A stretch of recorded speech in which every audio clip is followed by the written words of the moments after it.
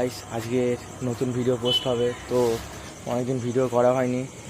আজকে দাদা কাজ করছে, একটু সকাল থেকে স্যাড মুডে আছে। তো আজ একটা কন্টেন্ট বানাচ্ছি, কাজের ব্যস্ততার মধ্যেও বানাচ্ছি।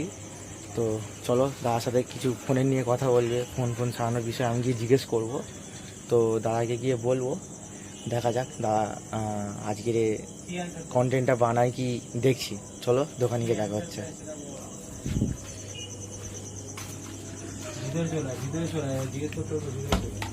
দাদা কেমন আছো?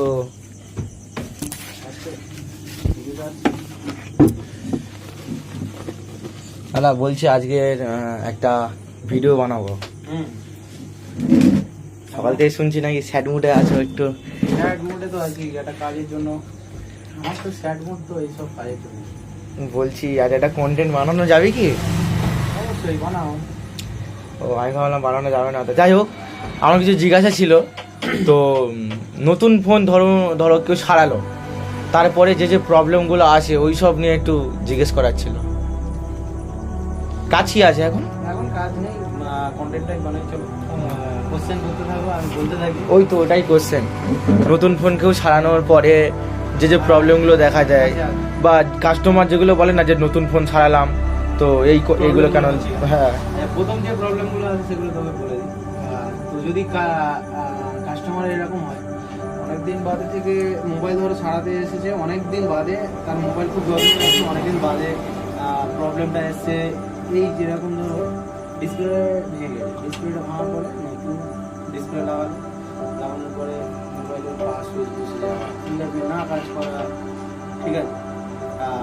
তো এইভাবে এইগুলো প্রবলেম হয়ে যাবে। যেমন ধরো স্পিকার পাচ্ছে না, আস্তে আস্তে চেঁচা করে আওয়াজ হচ্ছে। এগুলো কিন্তু কম্পিউটার আমাদের টেকনিশিয়ানদের কোনো প্রবলেম, মানে কাজের প্রবলেম।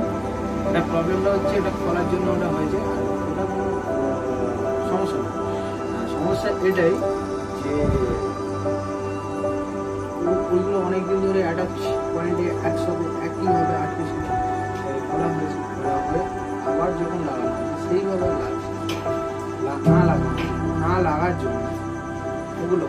তো জয়েন ব্যাপারটা ক্যামেরাটা নিয়ে ঠিক আছে। দাঁড়ান, ভিডিওটা আসছে তো কন্টেন্টটা খুব ভালো করে কন্টেন্টটা করো, যাতে আমাদের কাস্টমারের সুবিধা হয়। হ্যাঁ, পাওয়ার সুইচ বসে যাওয়া একটাই কারণ হয়, অনেকদিন ইউজ করার পরে না এই যে টিপসটা আছে না, এই যে টিপসটা আছে দেখতে পাচ্ছিস তো তুই, যেহেতু এই লাইনে আছে সেটা দেখাটা উচিত।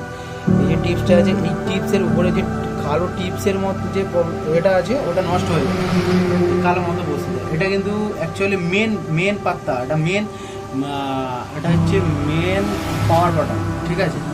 মানে যেটা যে ট্যাপ করলে হ্যাঁ অন হয়, এরকম ভলিউম বাটনও হয়। সেম ভলিউম বাটনের যেমন বসে যায় তেমন কাজ করে, সেম এইটার জন্য হয়।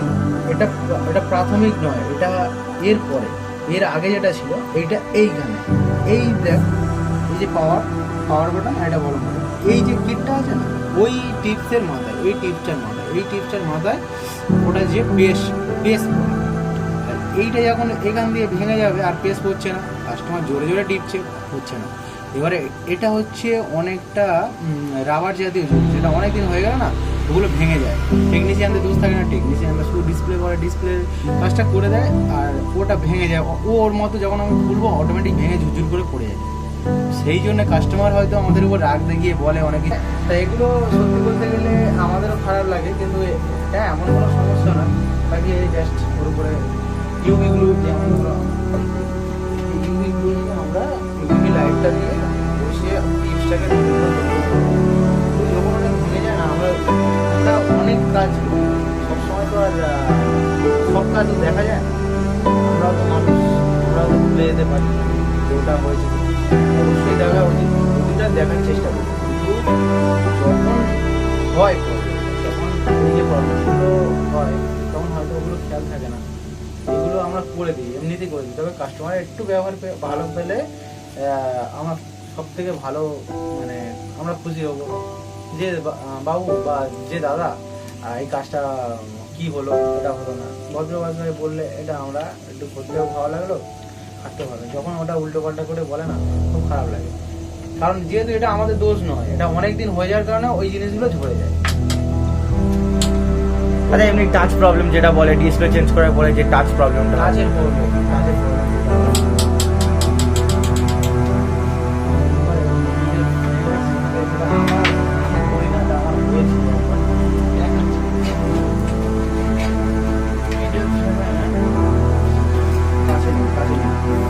মিডিল ফ্রেমে এই যে বস্তুগুলো থাকে না, এই যে ব্যাপারগুলো, এই যে স্পঞ্জ, সিলভারের যে স্পঞ্জ পজিশনে তুলে ফেলে, তখনই এগুলো ফিঙ্গারপ্রিন্টের যে প্রবলেমগুলো ডাইরেক্ট হাত ধরে কী হবে, সুইচ অন করে যদি আবার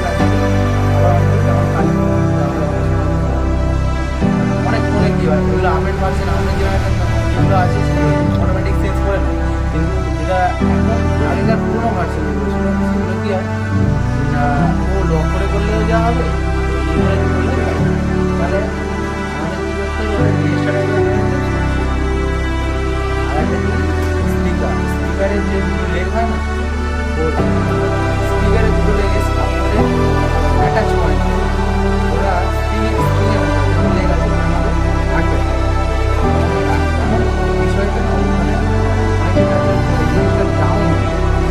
তো এবার তার উপরে পিন নিয়ে মানে দেওয়া হয়, পিন খোলা হয়, এবারে সেই জন্য ওই পয়েন্টটা ডাউন হয়ে গেল না, ওটা কিন্তু খোলা দিয়ে ওগুলোর জন্য কাস্টমার অনেক কিছু বলে, কিন্তু অ্যাকচুয়ালি কাস্টমার এগুলো জানে না বলে, সেই জন্য আমি কাস্টমারদের জন্য এই ভিডিওটা বানাচ্ছি যে এগুলো এটা হয়, এরকম হতেই থাকে, হতেই পারে, এটা কাস্টমারকে বুঝতে হবে। এটা অনেক দিন বাদে খোলা হচ্ছে এই মোবাইলটা, আমার এতদিন এক হাতে চললো, আমার তো কিছুই হয়নি, তোমার কাছে দেওয়ার পরে এটা হলো, অনেকে এরকমভাবে বলে, কিন্তু অ্যাকচুয়ালি এগুলো ডাউন হয়ে থাকে, সেই জন্য এটা খুব প্রবলেম, এছাড়া আর কিছু না। তো সমস্যার সমাধানগুলো দেখাতে পারলাম বা বোঝাতে পারলাম, যদি বুঝতে অসুবিধা হয় কমেন্ট করো, লাইক কমেন্ট শেয়ার সাবস্ক্রাইব করো, ঠিক আছে? ছোট্ট মতো একটা চ্যানেল করেছি আপনাদের জন্য, আপনারা যতটা ভালোবাসা দেবেন ততটা এগোতে থাকবো। চলো গাইস, আজকের মতো এটুকু।